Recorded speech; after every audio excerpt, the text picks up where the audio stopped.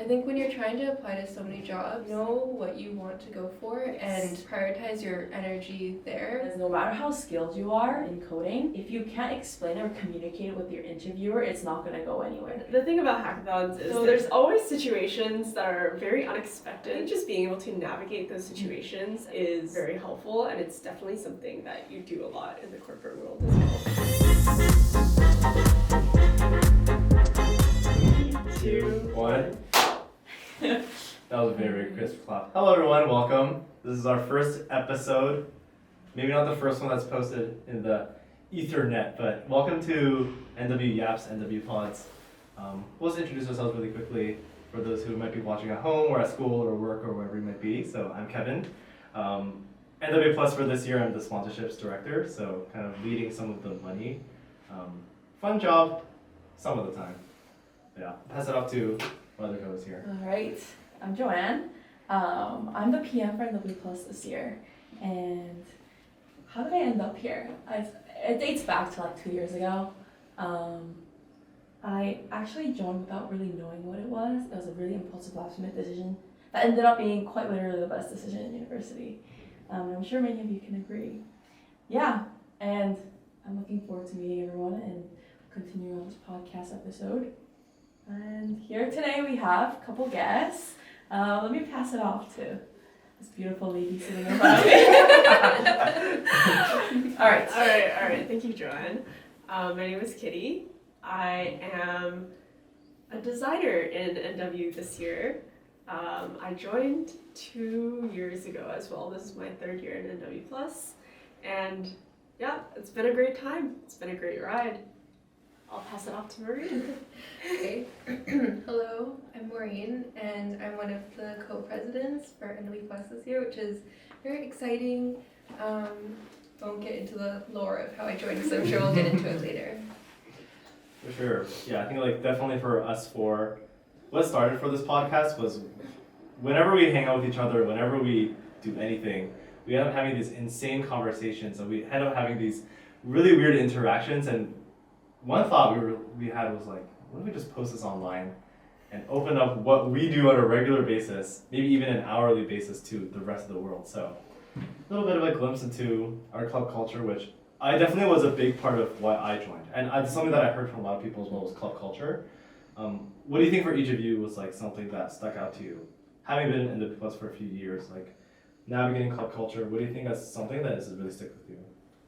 I think one thing about club culture for me is literally whatever hobby or interest you have, there's definitely like someone in the club who has the same or similar interest, and you can always bond over that. Yeah.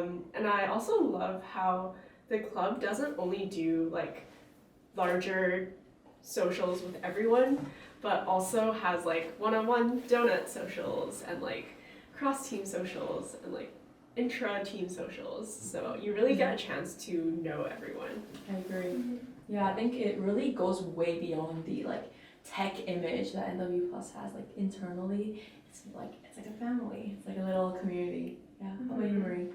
Yeah, I think for me it's definitely the support that everyone brings. For me, when I joined, I was looking to join a tech club, and so I wanted to get more design experience, and I joined for the technical aspect, but then I didn't expect to end up with a club that is just basically my entire support system now, which I love, and that's what makes nwPlus really special.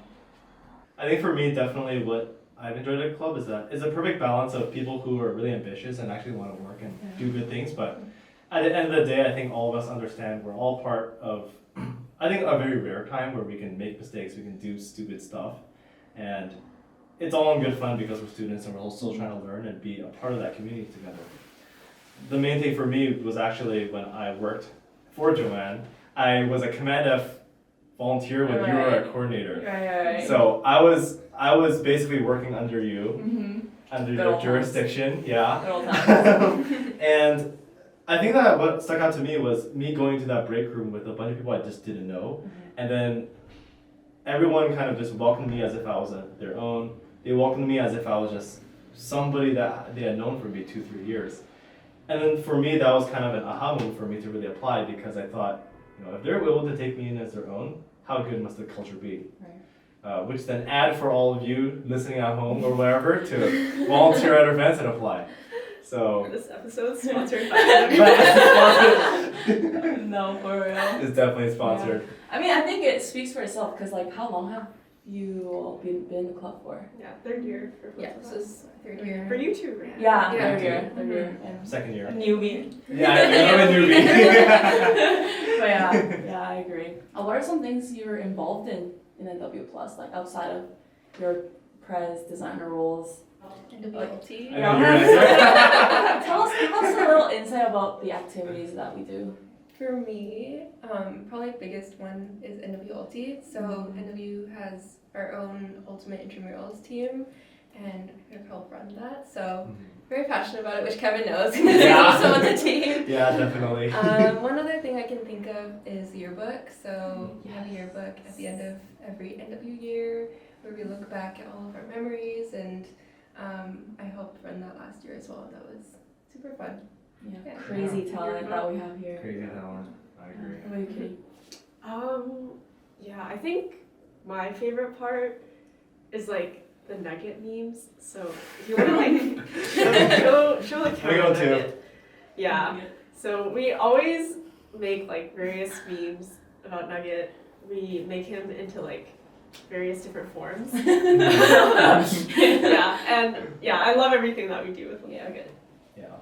But I think that definitely for some people who are listening, and I think that something that a lot of people that I know as well have asked me about is what are hackathons? Because especially when they come to university, I think it might be a foreign concept, and then people are always understanding. And for me, also being in a sponsorships role where I had to go out to people, a big part of what I do is kind of understanding and having to explain what that actually is. So I'll turn to you as the co-pres. For you, what would you say is a hackathon? And then what do you think for yourself as well? So I think you came in high school, right? To NWPlus? Yeah. I did come into our what we used to call local hack day, now hack okay. camp. Yeah. So I did experience our Gotcha. hackathons way back when.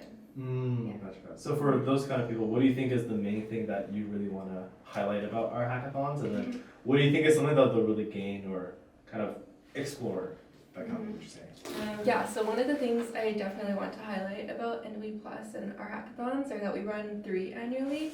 And so each one of our hackathons are super different and cater to a different audience, which I really love. So one of the first ones we run is Hack Camp, and that one is special to me, as I mentioned earlier. Local Hack Day, which we now call Hack Camp, was my first ever hackathon, and back then I had more of a life sci background, so coming in like super non-technical, not knowing what I was doing at all, Local Hack Day really helped broaden my horizons and introduced me to a little bit of coding, a little bit of design, and I think Hack Camp now is really special because the first part is workshops and the second part is actually hacking. So it's a really great learning experience, and I've recommended it to so many of my friends who are still doing the life sci path as a really great opportunity. NW Hacks, our flagship event, I think is still a really great learning opportunity. That's what I love so much about hackathons is you can learn an insane amount of stuff within the 24-hour period, and I feel like there's no other event that is similar in that regard. What else? Honestly, hackathons are so multifaceted. I feel like everyone gets something different out of it. You can come purely wanting to learn and come to our workshops, or you can build something super cool if you're a little more hardcore like that. Or you can come and like talk to our sponsors and network as well. So hackathons are so multifaceted, and I just love how there's so much you can get out of such a short event. Including free food. Including And free snacks. And make a job. Yes. Sponsors Exactly. there. Definitely, Yeah. definitely. I feel like that's like probably one of the easiest ways to get an interview or a job Yeah. because you have to actually interact with the sponsors there. Mm-hmm. And those sponsors most of the times are looking for people to hire. Exactly. So true. Yeah. Yeah. Like usually for me as the kind of sponsor person, there's also something called the sponsored prize, which is people that kind of put their projects in a certain track.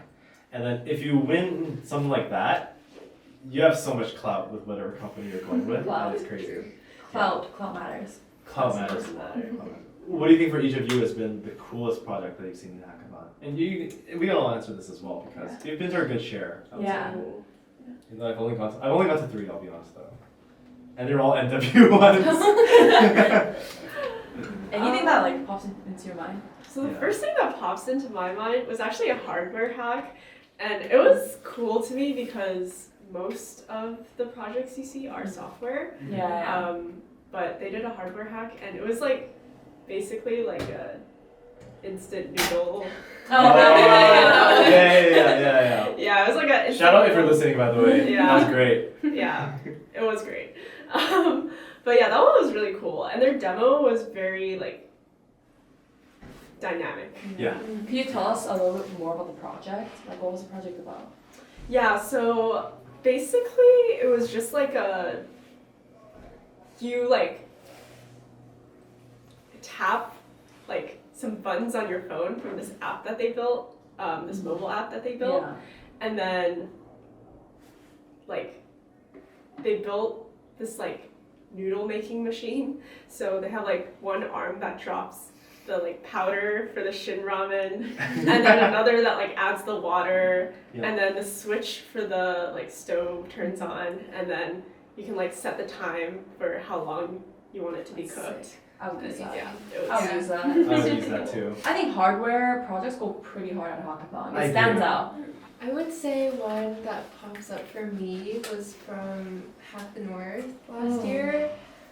So essentially what they made was an app for the Apple Vision Pro, which I thought was very cool because at that time I think it just came out very recently, and so it was insane to me that someone already figured out some way to code an app for it. And it was like a language learning app where I can't really describe what it was like, but basically while you're wearing the Apple Vision Pro you can like do your Duolingo, if it's not Duolingo kind of thing, right then and That's there, like crazy. in front of you. So That's cool. it's pretty cool. I think that's one thing about hackathons. You get really inspired and like you learn because so many of these people are so immersed in the tech community that they constantly pick up new technology. Yeah. And you're like, wait, this is possible? Like, I remember when ChatGPT first came out, everyone was using OpenAI. Yeah. It was crazy. The rapper.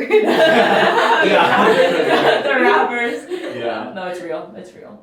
I think I was at one hackathon and I remember just going to like the one end of the hall and seeing everybody's screens being the exact same color, which is ChatGPT. And it was funny real. seeing it evolve, but Mhm. definitely had to stay cool. So this is like a lot of the, what like forefront of the hackathon. Like, can you tell us more about what goes on behind the scenes, like as an organizer? Because you've been in a logs logistical team before. You've been in a technical. You were a design director last year, right? So how does it work behind the scenes? There is a lot of work that goes on behind the scenes. Every single team has a role, so I believe we have like 7, 8 teams. I feel like I should know this. 10. We've added some new ones. Oh yeah, you're right. It's okay. But yeah, each team has a role. So like, the prep starts months before the event. Right. We look into like booking the venue, food, sponsors, how we get money, how much money can we get, how much can we afford, what workshops we want to run, like the logistical schedule, and then like what each person is responsible for, the marketing, the design themes. And like, oh, that's a big thing actually. So I'm in design team this year, and I'm now realizing like how much work goes on to coming up like with the designs. Oh yeah. And yeah, it's hard work, but definitely pays off. Yeah. I think it's also really good for building professional skills in that way. Absolutely. It's so real. Like, you get to work, devs and designers work together, there's PMs, and then you also talk with the marketing people, the spoke with people. Yep. There's money involved, there's big decisions involved. Yeah, so I think it's a really Yeah. good way to get professional experience. I've definitely talked about nwPlus in a lot of my job Oh, interviews yeah. Me before. too. Me too as well. Definitely. Yeah. How about you, Maureen? Well, most of my background is in design, so I was in the design team for the past 2 years, and that basically makes up most of my experience and perspective with Mhm. regards to hackathon planning. I will say there's a lot that goes on that hackers don't see. Having been hackers ourselves, I'm sure we know, like, Yeah. it seems very simple Yeah. for the participants. But one thing I did want to highlight is we put a lot of effort also into internal tooling, which Oh I don't think, a lot of hackers think about, which is good. It means we're doing our job well and we're running it smoothly. But one of the projects I worked on was our QR app, and so that really helps streamline our like hackers' experiences with lining up for food and all that stuff. So that's just one example of the tools that we work on in the back end to make sure hackathons run smoothly. Yeah, from what I recall, that was like a pretty big project. Yeah. A lot of you design. It was like an entire pipeline, lo-fi, hi-fi. Start to finish. Yeah, user testing, everything. Yeah, it's a really great experience. I saw a lot of Slack messages. I remember that was definitely such a huge part of it. Yeah. Yeah. That's great. How would you say when you kind of moved from NW to the real world and kind of working? 'Cause I think all of us are currently doing some sort of work or internship, right? Yeah. Yeah. So, kind of when you see things that you did in NW, do you find that it translates really well into your work as well? Like, do you find yourself Definitely. picking up habits, and the other way around? Do you feel like you're integrating things that you do in work that you actually bring to NW? How do you think it can help really build your career in that way? Yeah, I definitely think there are a lot of things you do in NW that can be translated to things you do in like the corporate world. But I guess one of the examples I can think of off the top of my head, so I work in product, and one of the things we have to do is like make decisions in ambiguous situations. And the thing about hackathons is there's always a fire to be put out. Yeah. Talk about the 3M noodles situations we've had. Oh, no. Yes. Oh my. So there's always situations that are very unexpected that come up during hackathons, and we try to prepare for these situations, obviously, but there are still ones that we cannot prepare for and cannot foresee. So I think just being able to navigate those situations and make decisions in those situations is very helpful, and it's definitely something that you do a lot in the corporate world as well. Yeah. Yeah, for me, I would say it's kind of interesting because my role right now at work is project management, but actually when I applied, all of my experience was in product design, and so it might not be obvious at first how those experiences really relate and how the skills transfer, but one thing that I've gotten a lot out of from NW is actually project management, especially within design. We have so many different projects going on, whether it's our internal tooling or websites, marketing graphics, branding assets. There's honestly so much going on all the time and so much to manage. So especially as like a design director, you get experience handling all of these moving parts all at once. And so that's translated a lot into work where I'm managing like 15 projects at a time. And it sounds overwhelming, but I think without my experience in NW, I would have been, but because I have that transferable experience, it's been really helpful. Yeah. It's also like not just technical experience, but the tools we use, like Slack, Notion, Google's I Zoom, use and all of these. All of these. I think knowing this and like really utilizing to your best, like, you know, if you're stuck in something, you know how to find it on Slack, you know how to message people, you know how to huddle. Like, I think that's a really big asset, especially as an intern. Yeah, Yeah. One of the first things I did when I came onto my team at my current internship is revamp our team Notion page because it was like very out of date. And like one of the VPs on our team was like, "Oh, I know how to like put content on there, but I don't know how to make it look nice." And I'm like, I got you. I think I also, I can also kind of speak on this because I have a really heavy software background. All my internships, most of my projects are all strictly software. But I think in NW I did design, and this year I'm PM. Like, it really gave me a chance to dabble in like so many different fields that I will never get the chance or guts to do in a professional setting. And like, I think through this I've definitely discovered a lot of my passions.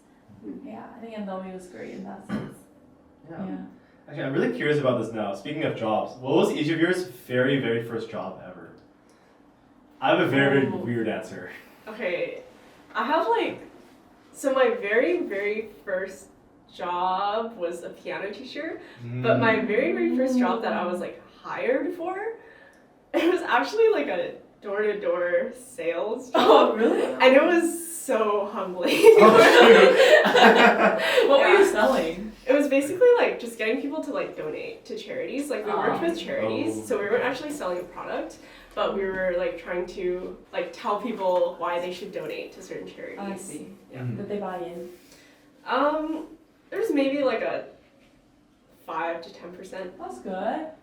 maybe less than that actually. But Not bad. yeah, you knock on like 100, 200 doors per day. Wow. It's like job Per day? apps. That is It's like like job job apps. That is I very true. know. Wow. Yeah. Building real life skills. Yeah. Good, very Yeah, good. but it was very like, I feel like it exercised my ability to Yeah, that's important. Yeah. That's a life skill. It is a skill. life Life skill. You really gotta sell yourself. Yeah, Yes, I exactly. agree. So, you know, maybe that's why I'm on this podcast now. Perfect. Perfect. And Exactly. what do you apps? How about you, Maureen? What was your first job? I don't know if this counts, but I would say running my own business was like Right. being self-employed was kind of my first job, and then my first actual job where I'm like an employee would be my career internship. Oh, Yeah, so it's like right. my That's first cool. big Girl girl boss. job. There you Girl go. Yeah. boss. Welcome to the Girl boss. corporate world. Thank you. No. And Maureen has a really cool jewelry shop. Yes.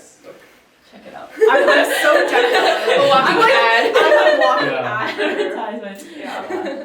That's made by nwChats. She put like, you know how you watch K-dramas and stuff? There's like a logo Yeah. after every episode. Yes, Yeah. definitely. Let me tell you my first job. What was my first job? I think I was a swim coach. I did Oh, competitive swimming cool. for a pretty long time. So I was natural, like, you know, it's like a natural pipeline. Yeah. And then, yeah, started making money. That's when I first realized money is so good. Yeah. Oh, I need to make a lot of money. But yeah, not software related at all, but definitely helped me with a lot of like people skills. For That's sure. fun. Yeah. That's fun. How about you, Kevin? So my first job, first ever employed job was I was a TA for one of my business classes. That was actually probably one of the best positions I've ever had because you got so much freedom. I also didn't have to mark too much because everything is marked by Canvas.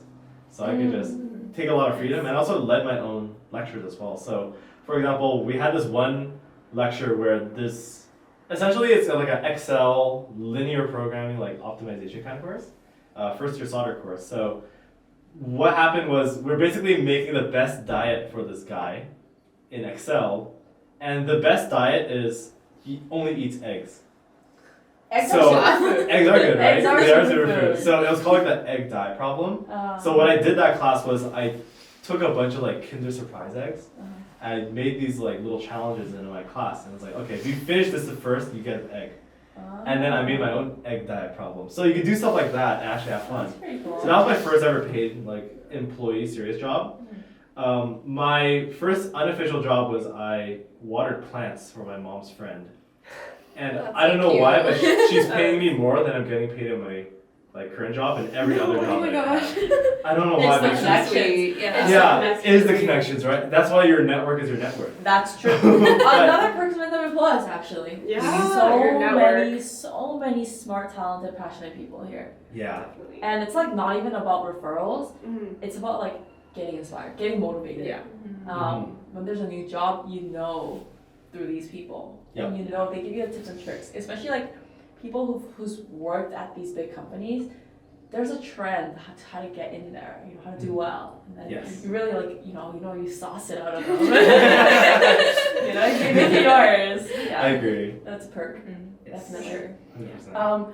So I believe we're all doing internships right now, right? Mhm. I think this is a big topic that I think a lot of our audience will be curious about. Let's go around and maybe like share our roles. Or how did you get it there? Yeah. So I am currently a product and ops intern at nwPassword. So my role is actually kind of unique in that it's more of a generalist role rather than a specialist. So I do like a bit of product management, program management, operations, partnerships, kind of a bit of everything. But I've been really enjoying it so far because I feel like it's such a unique opportunity to learn about different business functions and how they all work together. Right. And as for how I got here, I applied. Did you know you would be a product manager? I did not actually. So I study computer science. Right. I initially wanted to go into software development, software engineering, but I think I realized I like having control over the product vision more. And I like working more from like a bigger scope or like more of a bird's eye view. So rather than working on like a very specific feature, I like to think about the product more as a whole. Do you Just bigger scope. Do you think your role gives you this currently? Oh yeah, definitely. Yeah, like what is it about your job that gives you more control of this?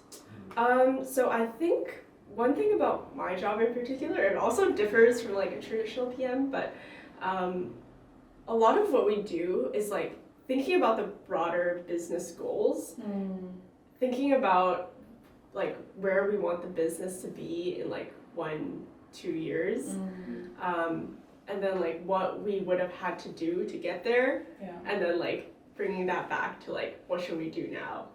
How do we like future proof our products? Right. So normally like when there's one feature that we want to work on, it kind of falls into 3 buckets of like build, buy, or partner. So we can build it ourselves, we could partner with someone else who already has it built, or we could like buy and like acquire a company. So that's what I work on. Not just me, but That's cool. Do you think like I feel like you're a pretty unique case. You went from CS to PM. I actually don't even know if that's unique. It's pretty sad nowadays. But like, would you say your comp sci background helps? I think it definitely helps, but it's not by any means like if you're not from a technical background, it's not by any means like a blocker. I think it helped in the way where like when I came on and I was hearing all this technical talk about like SDKs, APIs, webhooks, like I was able to understand the technical terms. So that definitely helped. And I think if you don't have that technical background, you need to like do a bit more research on like the technical terms and how to talk to engineers. So I think that's probably the biggest like benefit, I guess, of having a technical I think you outlined it really well. Yes. I think Maureen can probably give us a different perspective on the role. Yeah, super different. Also because I think we're like 2 different types of PM. So I'm not working directly in product space, and I'm a project manager, which quite a different role actually. I don't know if I would say my background in design helps from a technical standpoint, because I don't use Figma in my job at all, unfortunately. No. Figma legend. But yeah, I wouldn't say I expected to become a project manager right now. When I was applying for jobs, as you all know, it's a tough market out there. So it's like my first internship, so I did want to be open to like PM roles and also design roles and other things as well, and I just ended up here. But it's been a really great experience so far. I guess to introduce my role, I'm a project manager at SAP. I'm working on the language experience team. So basically I'm enabling the translations for a bunch of SAP's products. We like help all of SAP's products get translated into a bunch of languages, which is a lot of work since SAP is such a big company. So what is it about design that you're so passionate about? I think I really like the creative aspect of it. So my background, way back when, like back in high school, was more in graphic design. I was like designing hoodies and like posters and all that stuff. So that's kind of where my design journey started. But now I actually really enjoy product design because I like being able to bring visions to life. I got into design by doing hackathons actually, so it's like within the span of the 24 hours you literally get to bring a product vision to life, like through the design. So I think that's what I enjoy most about it and what I hope to keep doing. Nice. How do you get better at design? Practice. Of course. Yeah. Always. I think it's a mix, especially with like UI UX or product design, where you want to get better with your technical skills by practicing designing things in Figma, but also getting better at the communication aspect, so working with clients, working with devs, making sure the stuff you're designing is actually feasible Yeah. for the devs to implement, which I'm sure Joanne knows as Oh, a yeah. designer and a developer. Yeah, I think this is like that's why hackathons are so good. You get to work with a developer and like maybe a PM if you have one on your team in such a short amount of time. And you guys have to have a mutual goal and you have to work towards it together. You know, sometimes I've heard of stories where there's like a bit of like a, you know, but I guess, yeah, it's a good opportunity to work on that. Yeah, for sure. I can actually touch a bit more on that as well because I was also in the design team last year under Maureen, also the best team ever. I think being inspired, like knowing how to get inspiration is so important for design. Like Pinterest, Behance, things like that. You know, finding catering your Instagram algorithm, explore algorithm to give you like design tips. I think it helps a lot. Okay, so I know earlier we were talking a little bit about work and we got on the subject of hours. So I want to ask each of you because I asked this to a lot of my friends and just full-timers as well, and they never give the same answer. So we all work 9 to 5, 8 hours a day, right, for 5 hours, so that's 40 hours a week. Would you work that, or would you rather do 4 days a week, but you work 10 hours? Because you work the same amount of time a week, but you have one day that's free, but you work 2 hours more each day. Like, would you take that, or would you rather do, like, because do you usually work 9 to 5? Yeah. Like, approximately? Yeah. Okay, got it. Like, would you take that That's a extra day for hard yourself? question. Because I feel like I don't know how much more productive I can be Yeah. past the 8 hours. Even like 2 to 8 hours, I'm not like 100% just like Yeah. working the entire time, right? Mm-hmm. Honestly, I might still take that. Yeah. The free day is pretty tempting. I think like it is tempting, but I also think rest is very important. Yes. Like I'm already sleep deprived, working 8 hours a day. How much more sleep deprived am I gonna get working 10 hours a day? I think it also matters if everyone else has this deal or not. Because I think a lot of like, at least our free time we spend with like friends and family. Yep. Yeah. You That's know, true. so, like what am I gonna do alone for 2 hours? I'll probably end up working. You know. Fair. So Yeah. yeah. I think there's one more thing that it depends on. I think Yep. if like the 3 free days were like where I could have like one day working, one day off, one day working, one day off. That would be nice Yeah, yeah. because I have like a day to sleep in. Exactly. What do you think about Monday, Tuesday work, Mm-hmm. Wednesday off, Thursday, Friday, you work again? Because there's a concept that I read about earlier or heard about earlier called weekend Yeah. Wednesday, Yeah. which is where people work Monday, Tuesday, they rest Wednesday, then they work Thursday, Friday, Saturday as Oh, their 9 to interesting. 5, like 5 days a week. Would you take that rest day if it means that your other days you feel like 2-day sprints basically? Very, very product term, sorry. Saying Yeah, sprints. no. But like if you could have 2 days where you just focus a lot, you got 1 day to rest. Yeah. And then 2 days you work again, then you got 2 days of weekend. Would you take that over like your current? No. No, really. I think I would. I would. I think for me, I like to get things done. So Mhm. if I work Monday, Tuesday, and then have Wednesday off, I would get probably that. end up working. That's right. So I can like maybe work a little less on Thursday or something, or I Okay. wouldn't be able to take the day fully off. Got it. But 3-day weekend sounds good. That is true. Yeah. That is true. Yeah, I think I just would really want to sleep in. I like getting in the flow of things. I think on Mondays it's hard to ramp up to that, like grind again. Yeah. So yeah, hot take, but probably I want to take that. Gotcha. Yeah. What if let's like roll back a little bit back to our internships. It's like the market's kind of tough right now. What are some tips that you would give in your respective fields to people who are applying? I think definitely like take apart the job description and really like dive deep into the job description. So I was asking my manager like why was I hired? Yeah. And she basically told me like you felt like one of the only people who really like digested what the job was actually about. And you have like the right mix of skills to do the job, I guess.